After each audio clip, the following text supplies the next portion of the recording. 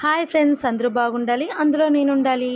మనమందరం ఇప్పుడు ఇంత ఆనందంగా ఆరోగ్యంగా ఎంజాయ్ చేస్తున్నామంటే దానికి కారణం ఒకప్పుడు మన స్వతంత్రం కోసం పోరాడిన అమరవీరుల త్యాగం కదా.